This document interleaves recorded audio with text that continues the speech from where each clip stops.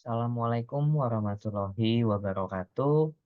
Perkenalkan, saya Brilianto Pratama, mahasiswa Universitas Pancasakti dari Prodi Manajemen. Di sini saya akan mempresentasikan mengenai apa itu bank komersial. Jadi presentasi yang saya sampaikan di sini dibuat oleh Ifah Mas Rifah SEMM. Jadi teman-teman, para subscriber boleh melihat presentasi saya kiranya dapat berguna bagi kehidupan perlembagaan keuangan yang sama-sama pernah atau sedang kita jalani.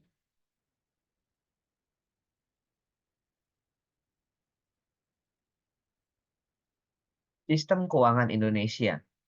Nah, berikut teman-teman mungkin boleh lihat ya, sistem keuangan Indonesia ini dalam bentuk bagan. Jadi, sistem keuangan Indonesia itu dibagi dua, yaitu sistem lembaga keuangan bukan bank dan sistem lembaga keuangan bank. Nah, yang pertama ini sistem lembaga keuangan bukan bank ini terdapat subbidangnya ya, yaitu Departemen Keuangan. Nah, Departemen Keuangan ini memiliki lembaga keuangan kontraktual, lembaga keuangan investasi, dan yang terakhir itu lembaga keuangan lainnya. Nah, kemudian yang kedua ini yang tadi ya, dari sistem keuangan Indonesia ini ada yang sistem lembaga keuangan bank. Jadi yang tadi bukan bank, yang sekarang bank. Nah, bank yang paling kita ketahui dalam mengatur moneter atau jalannya perekonomian keuangan yang ada di Indonesia ini salah satunya adalah Bank Indonesia atau BI, ya. Nah, di bawah BI ini terdapat banyak sekali bank-bank lainnya yang sama-sama kita ketahui. Mungkin teman-teman juga menjadi nasabah dari bank-bank swasta, ya beberapa ada BCA, BRI, BNI itu termasuk gitu, teman-teman. Kemudian selanjutnya lembaga keuangan bank. Nah, kelompok lembaga keuangan bank memang ya memberikan pelayanan keuangan yang paling lengkap di antara lembaga keuangan yang ada. Nah, kelompok lembaga keuangan bank terdiri dari yang pertama itu ada bank sentral, yang kedua itu bank umum atau konvensional dan syariah ya. Kemudian yang ketiga itu bank perkreditan rakyat. Nah, ini konvensional dan syariah juga sifat. Nah, ini dalam bentuk bagan lagi ya lembaga keuangan itu tadi ya. Lembaga keuangan bank itu terdapat sentral, umum, dan BPR atau bank perkreditan rakyat ya. Kemudian yang jenis lainnya itu adalah lembaga keuangan non bank ya. Lainnya itu non bank.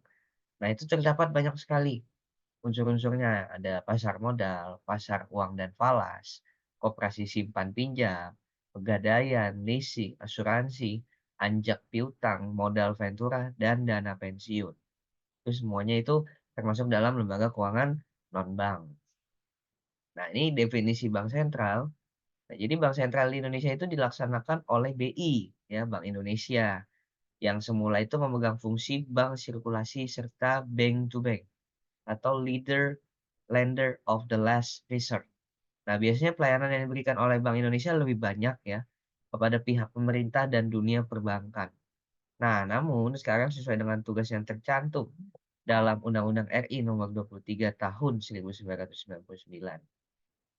Jadi, Bank Indonesia ini bertugas yang mengatur tuh jalannya sistem keuangan, moneter antara bank-bank di bawahnya itu dengan pemerintah. Nah, selanjutnya ini ada definisi bank perkreditan rakyat atau BPR. Nah, BPR ini adalah bank yang melaksanakan kegiatan usahanya secara konvensional, ya, dan atau berdasarkan prinsip syariah yang dalam kegiatannya tidak memberikan jasa dalam lalu lintas pembayaran. Nah, bentuk hukum bank umum dan BPR dapat berupa perseroan terbatas, perusahaan daerah, dan koperasi, teman. Nah, selanjutnya ada definisi bank komersial umum ya. Bank umum merupakan bank yang bertugas melayani seluruh jasa-jasa perbankan dan melayani segenap lapisan masyarakat, baik masyarakat perorangan maupun lembaga-lembaga lainnya. Nah, bank umum juga dikenal dengan nama bank komersial dan dikelompokkan ke dalam dua jenis, antara lain bank umum devisa dan bank umum non-devisa. Nah, bank umum yang berstatus devisa memiliki produk yang lebih puas daripada bank non-devisa. Antara lain dapat dilaksanakan jasa yang berhubungan dengan seluruh mata uang asing atau jasa bank ke luar negeri. Nah, bank umum juga terdiri dari dua jenis nih, teman-teman. Yaitu yang pertama adalah bank yang melaksanakan kegiatan usahanya secara konvensial dan atau yang kedua, bank yang melaksanakan kegiatan usahanya berdasarkan prinsip syariah yang dalam kegiatan memberikan jasa lalu lintas pembayaran berdasarkan prinsip syariah. Nah, kemudian ini ada bank umum nih. Nah, bank umum ini adalah bank yang melaksanakan kegiatan usaha secara konvensional dan prinsip syariah dalam kegiatannya memberikan jasa dalam lalu lintas pembayaran. Nah, ini terdapat proses intermediasi keuangan ya, teman-teman. Jadi lembaga keuangan itu terdapat 2 jenis nih, ada lembaga keuangan depository dan juga lembaga keuangan non-depository, teman-teman.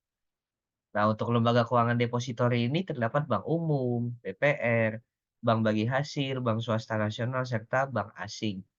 Nah, kemudian lembaga keuangan non-depository ini terdapat lembaga keuangan investasi, lembaga keuangan lainnya, serta lembaga keuangan konstruktural.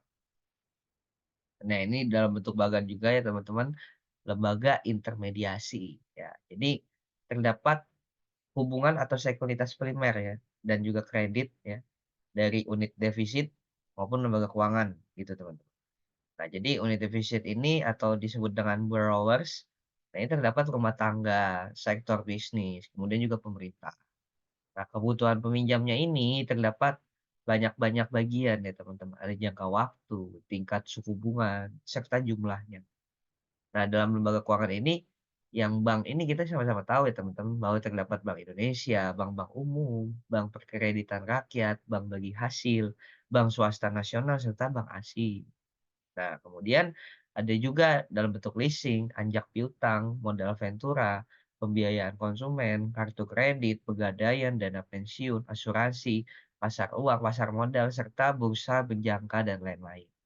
Nah, ini sekuritas sekunder juga terdapat nih dari lembaga keuangan bank dengan unit surplus atau lender. Dan terdapat rumah tangga, sektor bisnis, juga pemerintahan. Nah, kebutuhan penabungnya ini antara lain likuiditas, keamanan, convenience, serta aksesibilitas dan juga tingkat bunga. Nah, ini terdapat peranan dan fungsi nih, teman-teman. Dari unit surplus, unit defisit ya, terdapat arus tabungan dan instrumen utang. Nah, kemudian juga ada lembaga intermediasi keuangan gitu, teman-teman. Jadi sama-sama kita ketahui ya terdapat banyak sekali unsur-unsurnya ya, ada transaction, income ya, liquidity ya, kemudian juga aset ya, aset.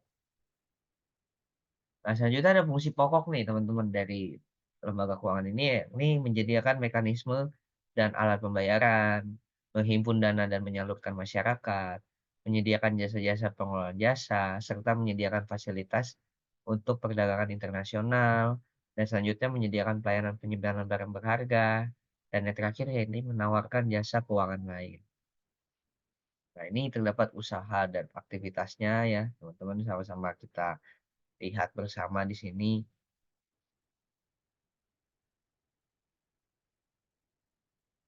Nah, selanjutnya di sini ada usaha aktivitas dalam bentuk gambar-gambar yang sama-sama teman-teman bisa lihat ya di sini ya. Nah, kemudian jasa bank. Jasa bank itu ada keuangan dan non keuangan, teman-teman. Terdapat banyak sekali ya, teman-teman, eh, jasa bank dalam bentuk keuangan dan non keuangan di sini, teman-teman dapat sama-sama lihat dalam bentuk gambar.